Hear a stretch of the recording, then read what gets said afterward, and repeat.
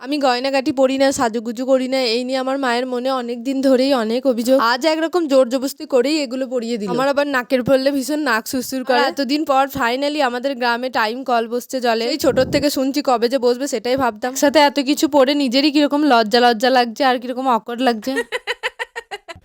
হ্যাঁ, গ্রামে অনেক সমস্যা, আর জলের তো কাল লাইট, ইন্টারনেট, যোগাযোগ ব্যবস্থা, পরিবহন ব্যবস্থা, বাট এত সমস্যার মাঝেও যখন এত সুন্দর মনোমুগ্ধকর সবুজ সতেজ পরিবেশের দিকে তাকাই তখন এই কষ্টগুলোর কিছু মনেই হয় না। দেখো এখানে রোদ উঠেছে প্লাস বৃষ্টি হচ্ছে। ছোট্টবেলায় আমরা একটা কথা বলতাম, রোদ উঠেছে বৃষ্টি পড়ছে, খ্যাকশিয়ালের বিয়ে হচ্ছে। তোমরা কি বলতে বা বলো, কমেন্ট করে জানিও। আর তোমাদেরকে তো বলা হয়নি, আজ আমি গেছিলাম ব্যাংকে, আবার একটু দরকার ছিল। আর তোমাদের তো জানাই আছে ব্যাংকে ওরা 2 মিনিটে 2টো সিগনেচারের জন্য পুরো 2 ঘন্টা তোমাকে ওয়েট করাতে পারে। একটু লেট হয়ে গেছিল আর মোটামুটি সব দোকানই বন্ধ ছিল, এই ফলের দোকানগুলোই খোলা ছিল। তো আমি আর আব্বা একটু খেয়ে নিলাম। আজকালকার ছেলে মেয়েগুলো যেরকম, বাবা মা গুলো হয়েছে সেরকম। মেয়ে খাচ্ছে কুরকুরে, মা খাচ্ছে চিপস। আমাদের টাইমে আমার মারা তো ধরে কেলাতো এসব খেলে।